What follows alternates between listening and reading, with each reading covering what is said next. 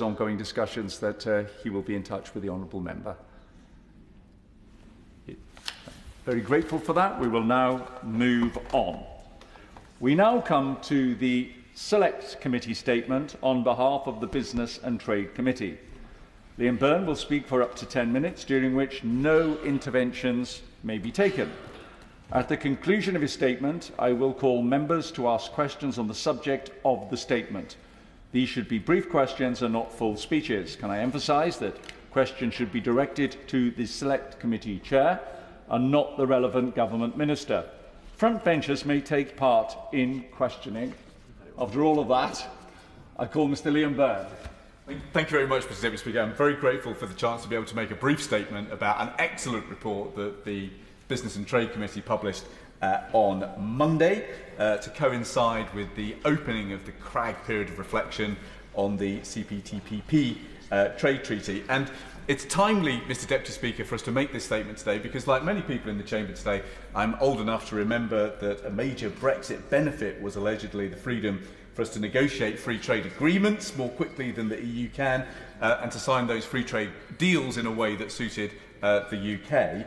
I think it's fair to say that since Brexit we've learned some hard truths about the difficulties in negotiating free trade deals, not least because the world has changed since then. Economic security is now much more a significant issue, and that is making trade barriers, I think, harder to bring down. There are new imperatives of economic security that we've got to navigate now. There are new dilemmas, and that is why debates like this are so important. I think it is true that the government has discovered that you can't just rely on bluff, bluster and a bit of boosterism to get your trade deals over the line. I think I remember the manifesto produced by His Majesty's government at the last election that said about 80% of trade deals would be covered. 80% of our trade would be covered by trade deals. I think we're at about 60% now.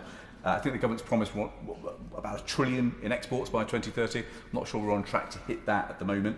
The Australia trade deal was obviously criticised for being a bit of a giveaway by UK farmers. The Canadian trade talks, I think, are in a state of some confusion, and the India trade deals, after 14 gruelling rounds, have got some hurdles to clear before the Indian elections. But the broad point is that we've all learned a lesson about how difficult trade deals are, and that is why it's important that the government doesn't oversell this deal that we've got before us now.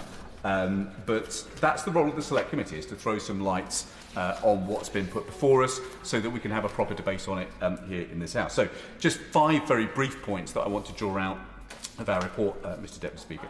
The first is about the precise gains, which in truth are in the short term hazy and in the long term hazier still. Without doubt, there are geostrategic gains to be had from joining CPTPP. And that was the objective set out in the integrated review. It's a good one, and I think it's something that is real. There is a prize there to be sealed. The impact assessment, though, about the economic gains said that the boost to UK GDP would be about $2 billion a year. That is less than 0.1% by 2040. And even that number is now in doubt because in the evidence we took from the Secretary of State, she actually resiled from the models used by her department and was unable to give any alternative numbers.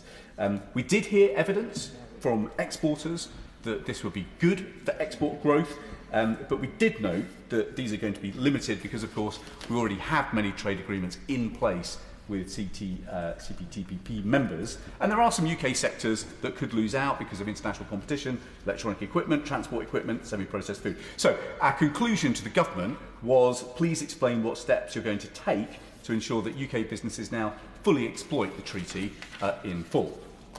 Second point then is about the future. Much has been made about the future possibilities of CPTPP because it is a gateway to the wider Indo-Pacific region, and that is expected to account for the majority of global growth between 2021 and 2050. But we did have to make the point that the members of this particular trade treaty account for about 15% of the Indo-Pacific market. That is quite small, and perhaps we were expecting more about the government's game plan for using this treaty to grow. China, for example, has applied to join or will apply to join, but the Secretary of State was not willing to go on the record and explain what they saw, what the government sees as the roadmap for expanding this trade agreement in the future, or indeed whether it would endorse China's application or block China's application if that materialised. So we are at risk of willing the ends and not the means, and that's not necessarily good policy. So we did ask in our report that the government updated its trade model, gave us some numbers to actually look at, and set out its idea of what a roadmap for the future might look like. If the great prize in the Indo-Pacific tilt is economic trade of the future, then let's understand how we're going to use CPTPP in a strategic way to basically cover a bigger fraction of that market with free trade agreements for our country in the future.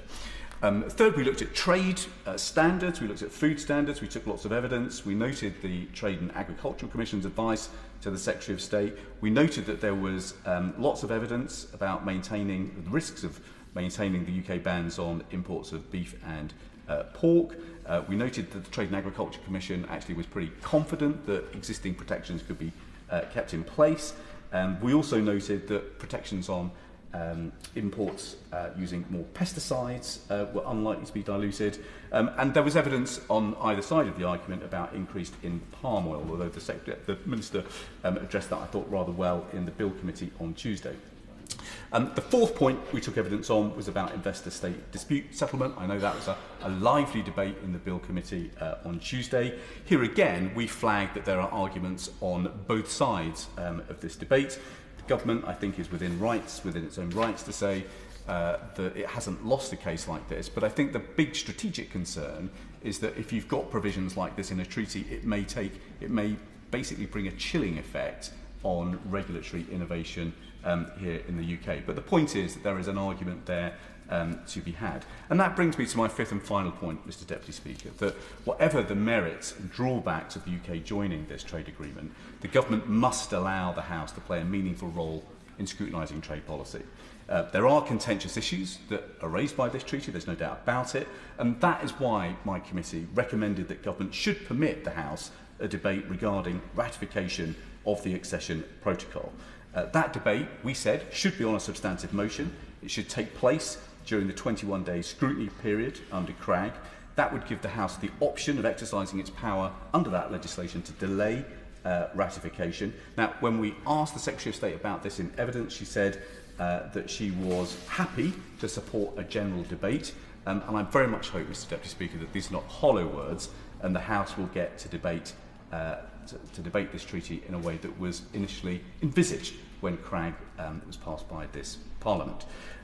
Those are the key 5 points, Mr Deputy Speaker. I hope they're of use to the House. Let me conclude by thanking on behalf of my committee all of the trade officials at the Department for Business and Trade for the hard work that they've put into getting this treaty signed and over the line. It is in the national interest, it is something that's appreciated, and I commend this report to the House. Dhesi. Thank you very much, Mr Deputy Speaker. And indeed, I want to thank my right honourable friend, the member for Birmingham, Hodge Hill, on behalf of the Labour Party, and indeed for him and other members of the Select Committee for their sterling work. We, in fact, referred to much of the Select Committee's work within the Bill Committee, which actually happened earlier this week. And the Minister will be aware of some amendments that the Labour Party had tabled, and some of our concerns, not just the concerns of the Labour Party, but also the concerns of civic organisations, of various bodies like the Trades Union Congress, that issues around workers' rights, issues around investor-state dispute settlement. And I do hope that the Minister will be taking on board all of those various points. And does my right honourable friend agree that it is imperative that before the CPTPP that is finally ratified, and we within the Labour Party are firmly of the view that that's would be in the national interest, but it's important to iron out these various concerns, because otherwise it would be to the detriment of our country. And indeed the issues around parliamentary scrutiny, for which there was an amendment, that also is something that we are looking to the Minister for clarification on. Thank you very much, Mr Deputy Speaker. Well, I'm very grateful to my honourable friend for that question. I think the Minister made the point in the Bill Committee on Tuesday that this wasn't necessarily an under-scrutinised treaty, in the sense that there has been quite a lot of debate. Certainly my committee has taken lots of evidence on it. But when we left the European Union, one of the big arguments was that this Parliament was going to reassert its sovereignty and, in the infamous words, take back control. And that means that this House does need to take, I think, a strong hand when it comes to scrutinising trade agreements. We hope that there will be many more free trade agreements to come. I know that they're getting harder, but nonetheless, we need to develop an expertise in this House in scrutinising these trade agreements so that we can make sure that they are genuinely in the national interest. And that's why I do hope the government will find time, in government time, to bring a motion within the 21-day CRAG period, and it will be an amendable motion, and it will give the opportunity for the House, if it so chose, to delay ratification if that was the judgment that we all came to, because that's the process, and we've got to test it, and we've got to use it, and we've got to make sure that it works. We have got to get much better as a House at navigating the dilemmas of free trade in a world where economic security is a much sharper imperative than it was before. And that means we've got to have better debates. It also means we need better numbers. We can't have a situation where we've got models that are produced using data that is very old, back to 2017 in the case of the models used for this treaty's impact assessment, and then when the Secretary of State comes to a committee, she then actually resiles from the models of her own department. That is not a good way of producing evidence-based policy. So I hope that we can have a discussion across the House about how we make sure that the economic models that we use are good, because free trade agreements are choices. And sometimes free trade agreements in one part of the world rule out free trade agreements in other parts of the world. And we've got to actually judge what is in the best interest of the country. It's very difficult to do that if the numbers are flaky. Sarah Olney. Thank you very much, Mr Speaker. I would just to pick up on the honourable gentleman's point there. Obviously, during the passage of the trade bill through this place, many concerns were raised about investor-state dispute settlement arrangements. It's good to see that the Select Committee is calling for a debate to resolve some of the contentious issues around that. But I do wonder, does the Select Committee Chairman consider that the current provisions of the CRAG legislation, is that going to be sufficient? Or might this be an opportunity to look again at how the specific requirements of trade deals are dealt with by Parliament? This is an excellent question, and the Honourable Lady may have seen what was, I thought, a really good report produced not by our committee but by the Public Administration and Constitutional Affairs Committee on the 29th of January 2024, which does make precisely the point that she is making, that we need actually a better way of scrutinising trade agreements. At the moment, the CRAG structure allows us to delay things. It doesn't necessarily allow us to veto things. Now, when CRAG was introduced back in 2010, it was an innovation because, of course, that in the past was purely something that the governments did without any scrutiny whatsoever. Now we're in a different kind of world. We're in a world where we're signing free trade agreements at, I hope, increasing pace. But equally, we as a House are going to have to navigate when do we want open trade and when do we want to de-risk trade, when do we put economic security first and free trading second. These are dilemmas for which there is not an obvious answer. You can't prejudge the answers to these questions in advance. They will have to be debated case by case. And it could well be possible in the future that that a government comes to the wrong conclusion about that balance between open and free trade and maximising our economic security as a country.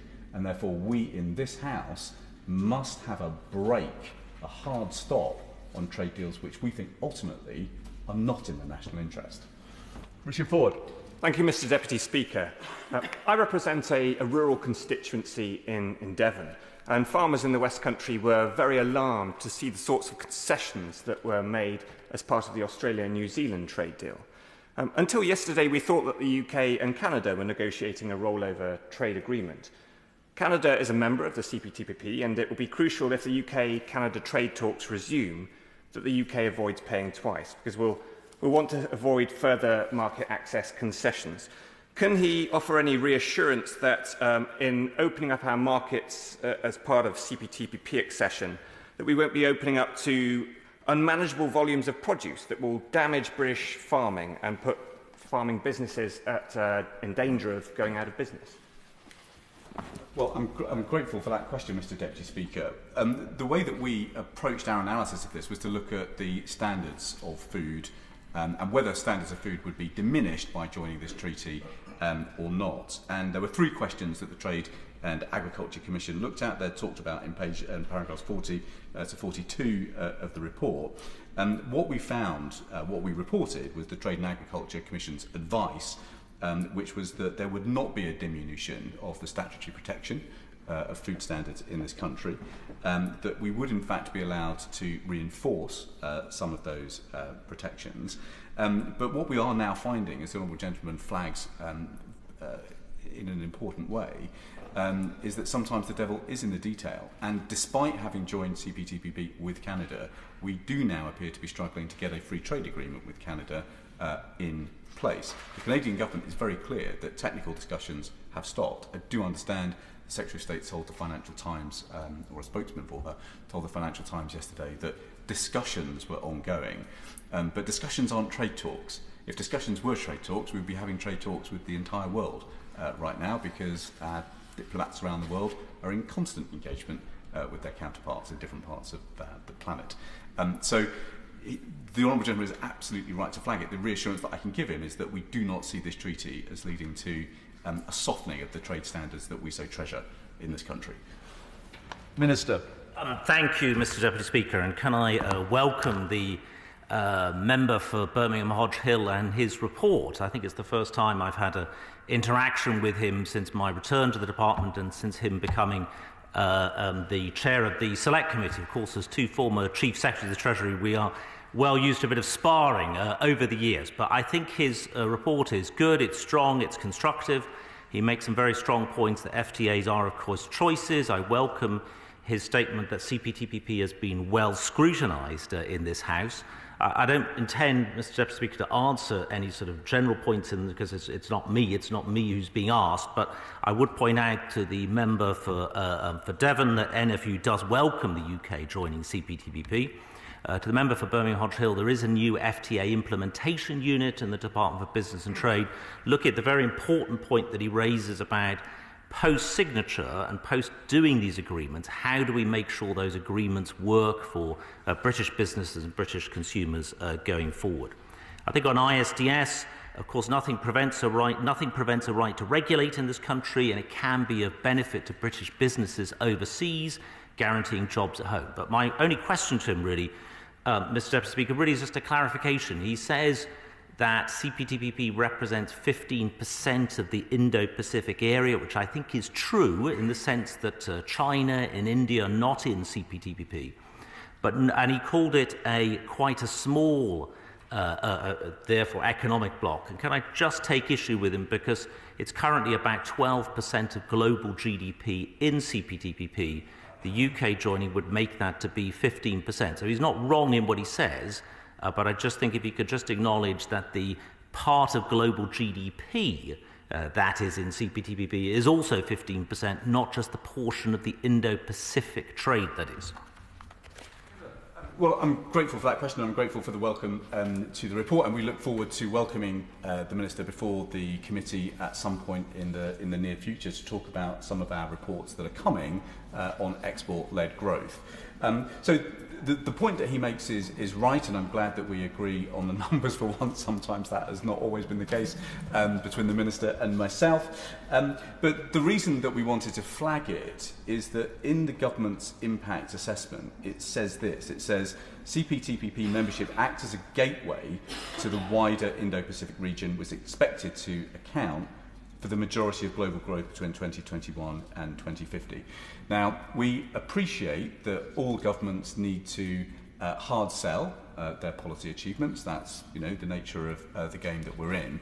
But it is important that we don't oversell this particular treaty, because the reality is this treaty does only account for quite a small fraction of that Indo-Pacific market, which is trumpeted in the impact assessment and indeed in the integrated review as one of the treaty's virtues. We must be quite clear-eyed and hard-headed about precisely what gain comes from this treaty specifically, and it would help us all, quite frankly, if the government set out its roadmap for growing the treaty in the future. I'd like to thank the Chairman of the Select Committee for making his statement today and responding to questions. We're now going to move on to the backbench business, one of two debates today.